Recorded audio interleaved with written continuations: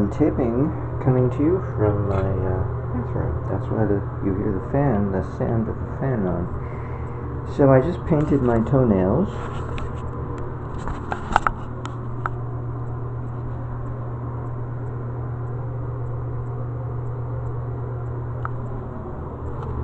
And that was a 7% alcohol-based solution, and it turns out 2% water-based solution of iodine tincture goes by the name of Lugol solution traditionally. But it's very hard to find Lugols online anymore. It's kind of out of print, so to speak. I got it several years ago, about 4 or 5 years ago, by the quart amber glass jar. I can't find it anymore. And I use so little of it that it lasts a long time. I think I bought 2 bottles. So I put them in little 2-ounce eyedropper bottles so I can dispense it. So what I've done is I've got a little bottle, and this one's not amber, this is cobalt blue, but be that as it may, a little dispenser bottle. And then I added to my MSM based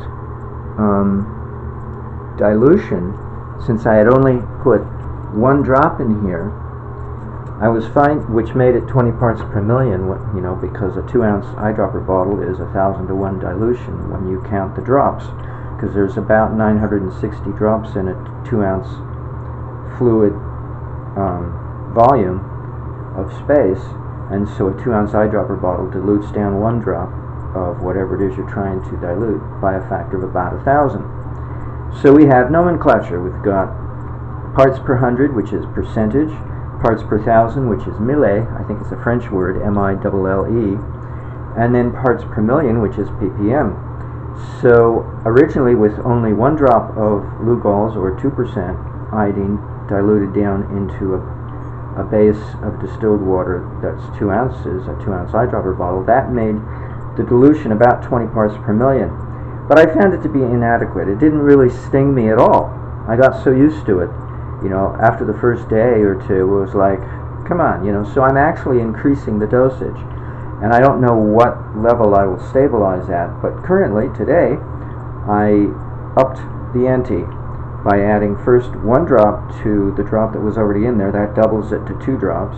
And then I added 2 more drops, making a total of 4. So 4 times 20 parts per million is 80 parts per million.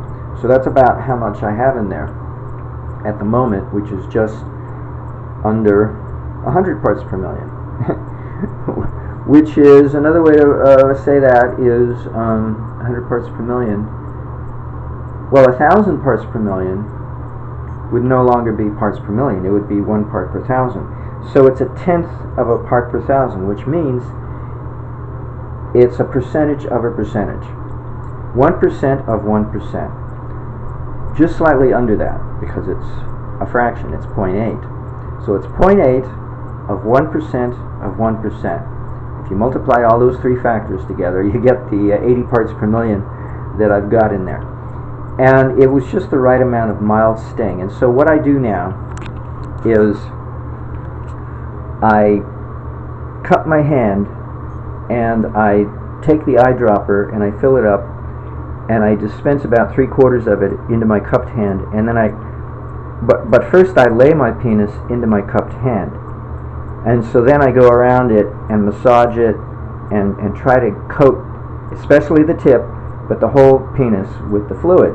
And it takes several dispensings of about 2/3 or so of each eyedropper to thoroughly wet the penis. And so I just coat it with the water, and then I let it, I stand over this rug so that I can drip onto a surface that I know is safe. I'm not going to ruin the hardwood floor, because strangely enough we have hardwood floor here in the bathroom. I didn't put it in, but hey, it's okay, but you can't do anything that might ruin the floor, right? So you got to be careful. So I have a rug to stand on so I can drip onto it and let my penis air dry, and then when it's done I can walk away. And it doesn't take long, it air dries very fast.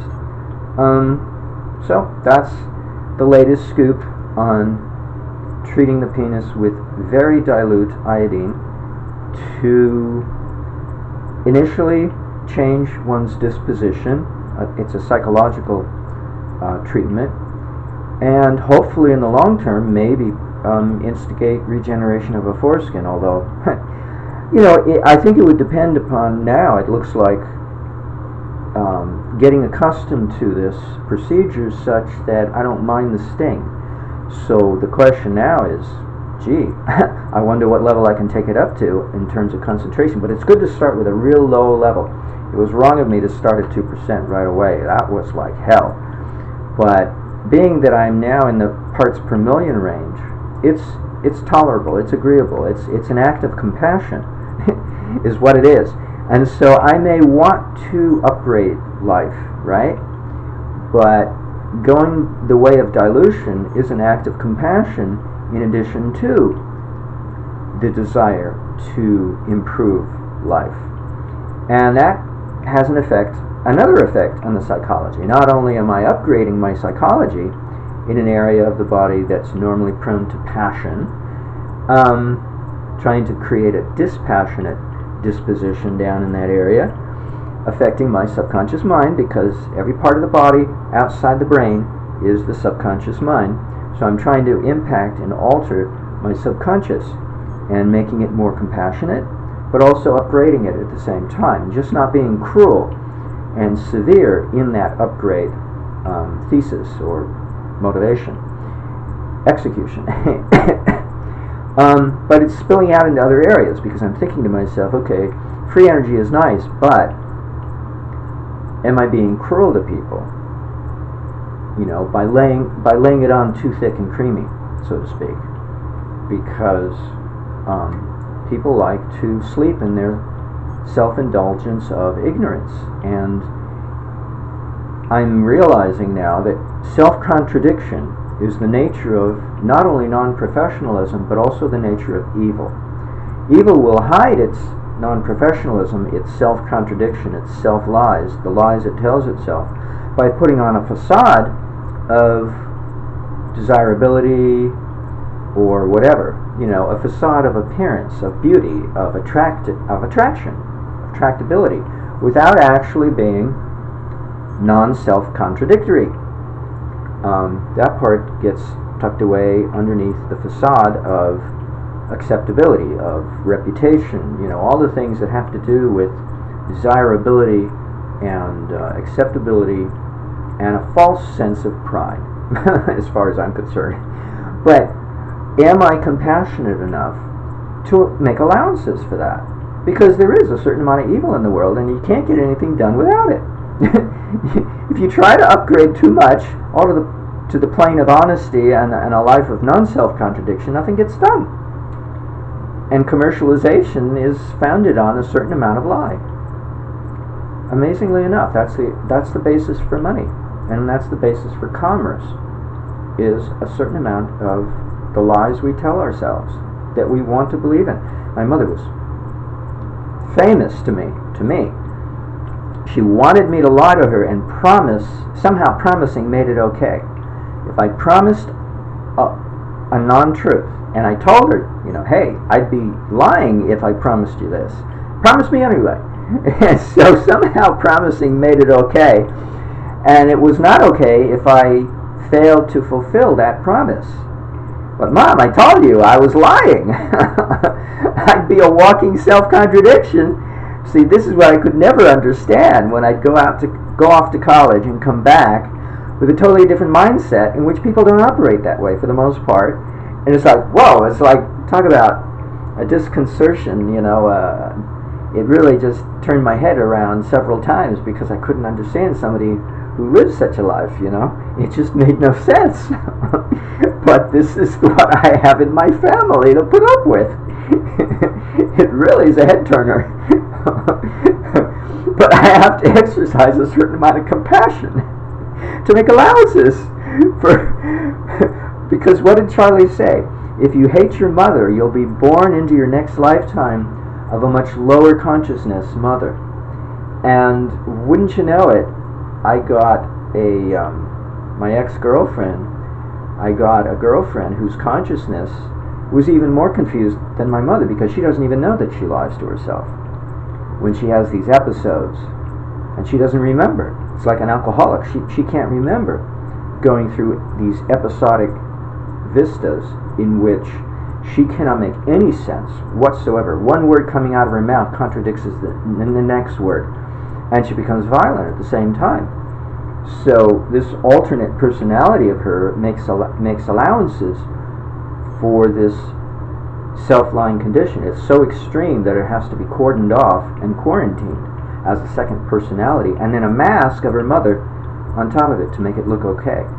But she has no memory. So I had to leave her because I couldn't put up with that. I was losing my self-respect. But that was more intense than what my mother and my brother and my stepfather entertained, that kind of consciousness. And what surrounds my son in his foster care, same thing of a life led of self-contradictions. So I find it a personal affront. I get offended when I see this. That's my initial reaction. But now that I get more deeply into it and really, I realize, if I push this free energy thing, I'm really running up against the same problem all over again. Do I accept people for what they are? They want to lead a life of self-contradiction. That's a life of ignorance. They want to be ignorant. They want to sleep in their ignorance, and they want to leave awareness alone. They want to leave honesty alone, self-honesty. I don't care what people lie to each other. It's what we lie to ourselves that bothers me, because it all starts there. And that's the worst kind of offense, is the lies we tell ourselves. I'm telling you, I know this from personal experience. The problem now I'm having is, how do I tolerate other people's lies that they tell to themselves? Do I go and try to wake them up? Is it worth it? Who wants to listen to me? That's all it comes down to.